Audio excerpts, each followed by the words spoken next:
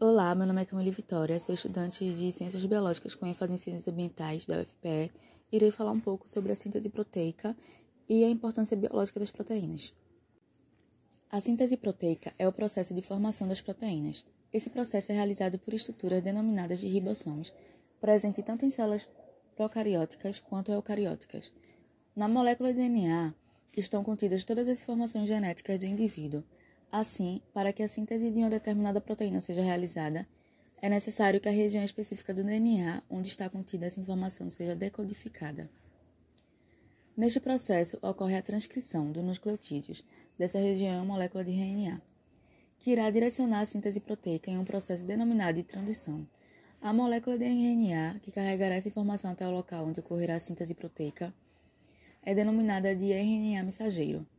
Para que ocorra a síntese proteica, a informação genética fluirá do DNA para o RNA e, em seguida, para as proteínas. Esse princípio é conhecido como dogma central da biologia molecular. Em células procarióticas, como não há núcleo definido, o DNA não está separado das demais estruturas envolvidas na síntese, e assim, o processo de tradução inicia-se enquanto ainda ocorre a transcrição. Nas células eucarióticas, o processo de transcrição ocorre no núcleo e o RNA mensageiro é transportado para o citoplasma, na qual ocorrerá a tradução. Como ocorre a síntese proteica? A síntese proteica ocorrerá por meio de um processo de tradução, no qual a informação presente no RNA mensageiro, uma sequência de nucleotídeos, será traduzida numa sequência de aminoácidos, que dará origem ao polipeptídeo. Essa tradução é realizada pelo RNA transportador, o qual traduz cada série de códons presente no RNA mensageiro em um aminoácido. O RNA transportador apresenta uma trinca de nucleotídeos em uma de suas extremidades e um aminoácido correspondente na outra extremidade.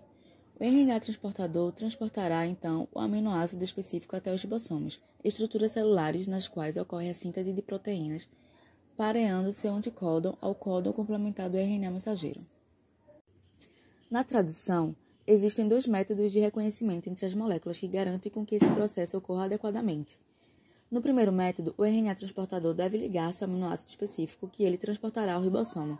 Diferentes moléculas de RNA transportador podem codificar o mesmo aminoácido, e a ligação entre elas é feita por meio da ação das enzimas denominadas de aminoácido RNA transportador sintases.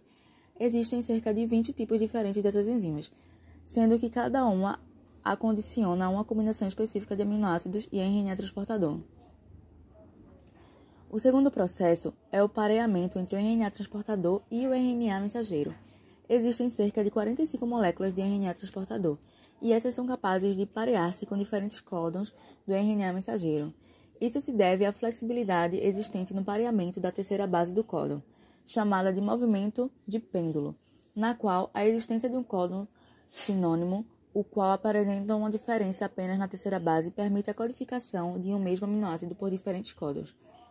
Os ribossomos são constituídos por duas subunidades, uma maior e uma menor, que se unirão na realização da síntese proteica ao RNA mensageiro e RNA transportador durante esse processo. O RNA mensageiro descola-se pelo ribossomo, enquanto o RNA transportador traduz essas sequências de nucleotídeos em aminoácidos. Quando se encontra um código do término, uma trinca que indica o fim do processo de transição, o ribossomo libera a proteína produzida e suas subunidades separam-se.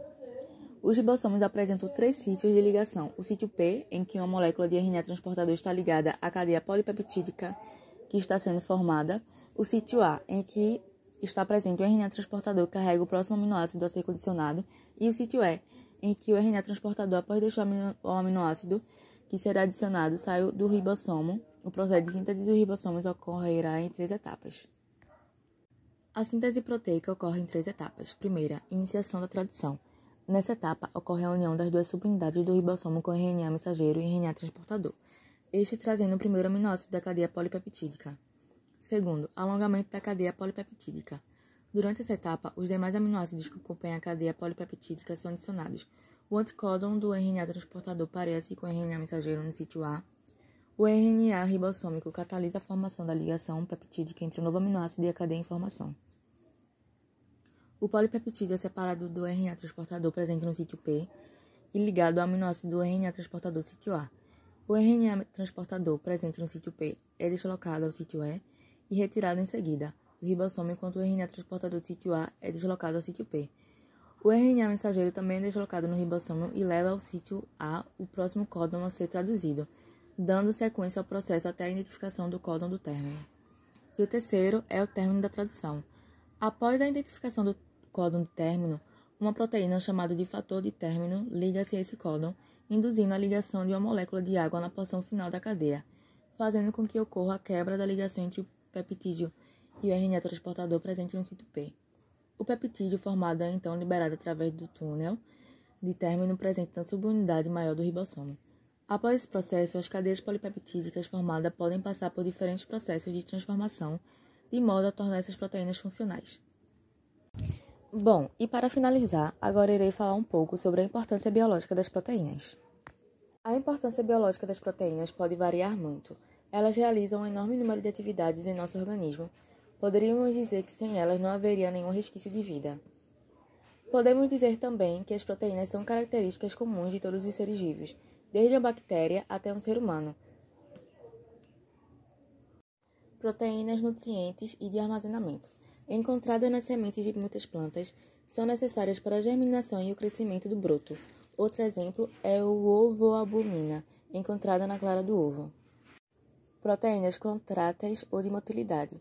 Habitam células e organismos com a capacidade de contrair-se, de mudarem de forma ou de deslocarem no ambiente. A actina e a miosina, que funcionam no sistema contrátil do músculo esquelético, são exemplos desse tipo de proteína. Proteínas reguladoras ajudam a regular a atividade celular ou fisiológica. Entre elas estão muitos hormônios.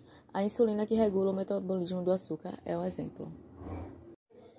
Proteínas catalisadoras ou enzimas. Proteínas com fusão catálica são catalisadas por enzimas todas as funções químicas nas quais participam as biomoléculas orgânicas das células.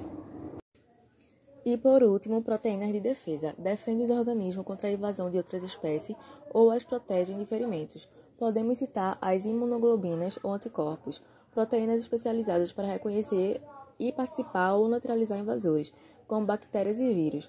O fibrinogênio e a trombina podem participar da coagulação do sangue, prevenindo a perda de sangue em caso de ferimento. Espero que tenham gostado do vídeo e obrigada pela sua atenção.